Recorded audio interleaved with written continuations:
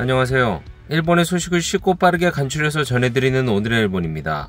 8월 17일 화요일 오전 뉴스 보내드리겠습니다. NHK 보도에 따르면 16일 도쿄에서 2,962명, 카나가와 2,584명, 사이타마 1,301명, 치바 1,609명, 오사카 964명, 홋카이도 357명, 오키나와 339명의 감염이 확인되는 등 총 14,854명이 확진 판정을 받은 것으로 파악되었습니다. 일본 내 감염이 확인된 사람은 116만 2,736명이며 요코하마 크루즈선을 포함하면 총 116만 3,448명이 감염된 것으로 파악되었습니다. 한편 도쿄에서 5명, 사이타마에서 4명, 치바, 카나가와에서 각각 3명 등 총 27명의 사망이 발생하였으며 누적 사망자는 일본 내 감염이 15,439명, 요코하마 크루즈선을 포함하면 총 15,452명이 되었습니다.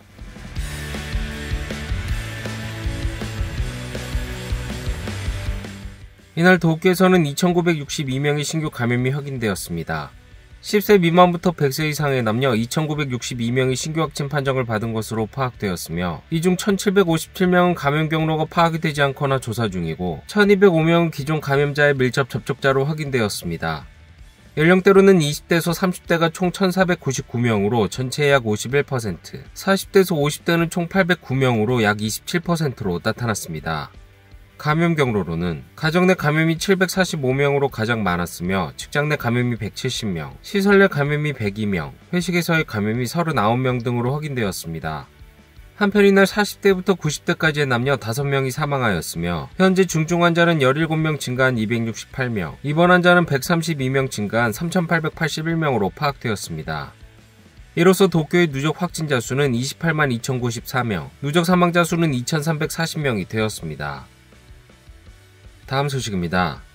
이날 도쿄에서 확인된 신규 감염자는 2,962명으로 월요일로서는 역대 최다였습니다. 매일 수천 명 단위로 새로운 감염자가 나오고 있는 상황으로 생활 인프라에도 영향이 미치기 시작했습니다. 다이토구에서는 이달 말까지 청소사무소 직원의 감염으로 인해 불연성 쓰레기의 수집을 할 수 없게 되었습니다. 이곳에서는 지금까지 17명의 감염이 확인되었으며 그 외에도 20여 명이 자택에서 대기하고 있습니다. 그 외에 가연성 및 대형 쓰레기 등은 정상적으로 수거를 실시한다고 합니다. 生ゴミじゃなかっただけ良かったのかなっては思います。コロナのせいって言われるともう本当我慢しかない。 계속 늘어나는 감염자에 대해 어떻게 대응을 할 것인지 스가 총리는 이날 코이케 지사와 만났습니다. 두 사람이 방문한 곳은 도쿄가 숙박요양시설로 확보하고 있는 호텔입니다. 이 시설에서는 지난주부터 중증화 예방에 효과가 있다고 알려진 항체 칵테일 요법을 실시하고 있습니다. 정부는 이러한 시설을 전국에 정비할 계획입니다. うちは抗体薬は極めてこれからの対策として大事だというふうに思っています。政府としては薬の量は十分に確保しております。 하지만 구체적인 정비의 계획은 아직 밝혀지지 않았습니다. 그런 가운데도 자택 요양자는 계속 증가하고 있습니다. 도내에서는 2만 2천 명을 넘어 1개월 전에 약 8.5배가 되었습니다. 그런 가운데 자택 요양자가 의지할 수 있는 것은 산소 농축기입니다. 하지만 이 생명을 구할 수 있는 기계가 부족해지기 시작했습니다. 이날 오후 도쿄 오타구의 의사 모임에서는 방문 진료를 하는 의사들이 모여 위기감을 드러냈습니다. 現在酸素が在宅で吸えない状態になっています。往診してもあんまり意味がない。苦しいね、頑張ろうね、それだけで終わっちゃいます。あっという間にその在宅酸素濃縮器がなくなってしまったという状況です。日に日に意識混濁が見られていったり、もう本当にいわゆるこのまま自宅で亡くなるんじゃないかという方が若い年代で出ている。 도쿄에서 확보하고 있는 산소 농축기는 500대이지만 의뢰가 세도하여 16일 시점에 남아있는 것은 30, 40대 정도입니다. 도쿄는 추가 조달을 검토하고 있지만 과제도 부상하고 있습니다. 산소 농축기는 담당 의사와 보건소가 필요하다고 판단하여 제조업체 측에 연락을 하면 도가 확보한 기기를 대여하는 시스템입니다. 환자가 입원하거나 상태가 안정되는 등 필요가 없어진 경우 담당 의사가 제조업체 측에 회수를 지시하는 것까지는 정해져 있지만 입원해서 집에 아무도 없는 경우 어떻게 회수할지, 회수 진행으로 인한 업무의 증가에 대해 도의 담당자는 우려를 나타냈습니다. 전국적으로도 감염자의 급증에 제동이 걸리지 않는 가운데 이날 오후 관계 강요가 모여 긴급사태 선언의 확대에 대해 협의하였습니다. 현재 6개 도부현에 발령되어 있는 긴급사태 선언을 정부는 이달 말까지의 기한을 다음 달 12일까지 연장하고 새롭게 이바라키, 토치기, 군마, 시즈오카, 교토, 효고, 후쿠오카 이렇게 7개 부현에도 발령할 방침을 굳혔습니다. 또 미야기와 카고시마 등 10개 현을 만연방지 등 중점 조치의 대상으로 추가할 방침입니다. 緊急事態宣言の延長を分科会に諮らざるを得なくなったことに総理はご自身の責任などどうお考えですか。世界全体としてデルタ株の猛威が振るっている中で、世界の中でも最小限に国民の皆さんのですね、に影響がないようにするために全力で取り組んでいます。まずは今の目先のことを解決に向かって全力でやるのが私の責務、このように思っています。 감염 상황이 가장 심각한 곳은 오키나와 현입니다. シチュエーションが今ルームで91から2なので、この人はもしかしたら明日の夜まで、明日の朝まで切れないかもしれないですね。 이곳은 이번 달부터 가동 중인 입원대기 스테이션으로 입원이 필요한 환자가 입원할 수 있을 때까지 산소 투여 등을 하는 곳입니다. 夜間においては病院自体の受け入れ能力がやはり昼間よりは落ちますので、夜間から急に入院というのはなかなか厳しいところをこのステーションの方で代わりに受け入れていただくと。病院と違いましてスタッフが豊富なわけではないですので、一覧して全体の様子が分かるためには体育館のようなところにベッドを並べて観察する。 현재 오키나와의 병상에는 더 이상 여유가 없습니다. 입원대기 스테이션을 확충해 임시병상으로 사용하는 것도 검토하고 있지만 난항을 겪고 있습니다.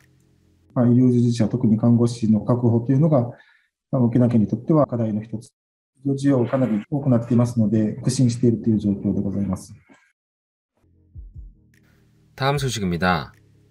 16일 정오 카고시마의 모습입니다. 배수구에서 물이 올라오고 계단은 폭포와 같은 모습입니다. 카고시마현 일부에서는 이날도 엄청난 비가 내리며 강에는 탁해진 강물이 흘렀습니다. 큐슈에서는 현재도 최대 경계 수준인 레벨 5의 긴급 안전 확보가 사가현 오오마치초와 미야키초에 발령되어 있습니다.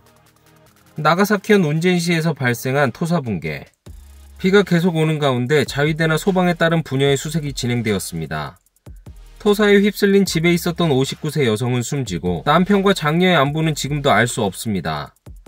산의 나무들에 둘러싸여 있던 일가족의 주택은 뒷산에서 일어난 산사태로 가로 세로 모두 약 160m에 이르는 집을 집어삼켰습니다. 이날은 장녀의 것으로 보여지는 자동차가 발견되어 17일은 그 주변을 중심으로 수색을 진행할 예정입니다. 구조대가 홀로 남겨진 주민을 끌어올리고 있습니다. 집 주변은 갈색 물밖에 보이지 않습니다. 사가현에서는 로카코가와가 범람하며 풍부한 논을 자랑하는 마을이 모두 물에 잠겼습니다. 어디가 길이고 어디가 강인지 알 수 없는 상황입니다. 강에 인접한 6개 시와 마을이 침수하였으며 광범위에 걸쳐 침수된 타케오시에서는 약 1,800가구가 피해를 입었습니다. 옆마을 오오마치초에서는 병원이 일시적으로 고립 상태가 되었습니다. 원내 바닥은 흙투성이가 되었으며 물자나 의료진의 수송을 위해 보트로 진입할 수밖에 없는 상황이 되었습니다. 이날 아침 물이 빠져 겨우 집으로 돌아온 주민은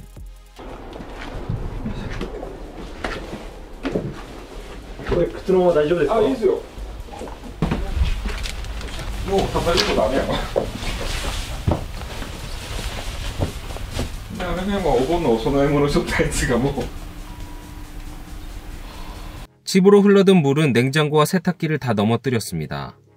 이렇게 서일본을 휩쓴 호우는 지난주 11일 내리기 시작하여 16일 오후 7시까지 사가현 우레시노시는 1075mm, 나가사키현 운젠시에서도 1000mm를 넘는 비를 기록하였습니다.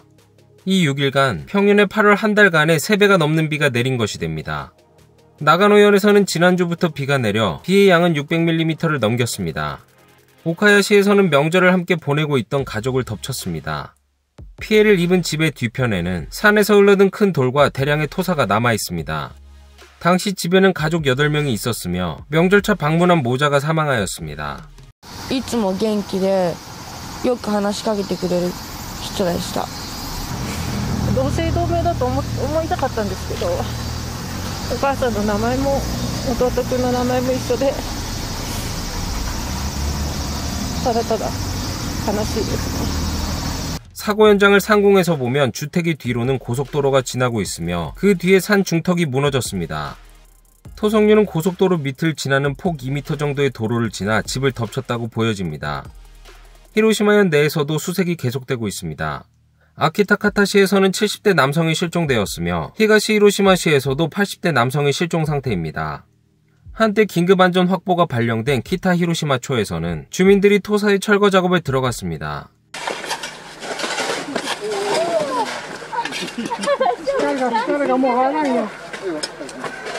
何からどうしていくか手のつけをとにかく土砂だけどうにかしようということで今日で2日がかりでここまでやったんだけどね 한쪽에는 토대가 무너져 기울어진 집이 남아 있습니다.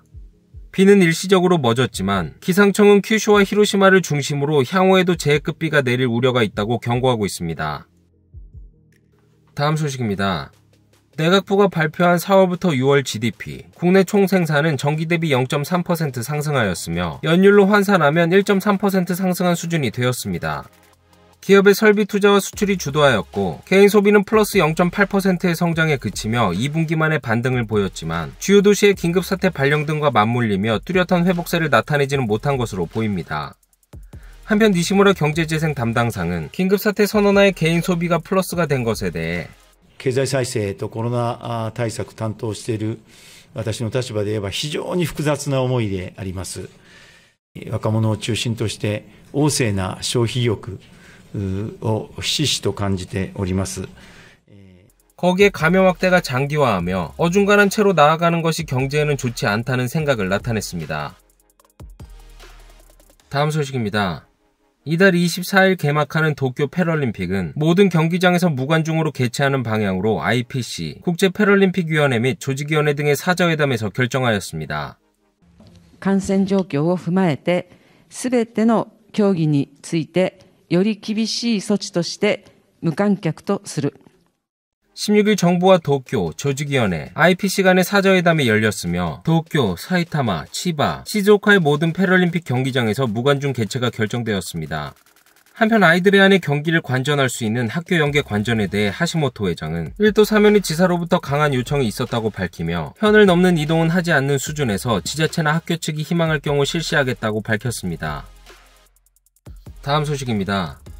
코노타로 규제개혁 담당상은 방송에 출연하여 백신의 3차 접종, 이른바 부스터샷을 위한 백신을 확보했다고 밝혔습니다.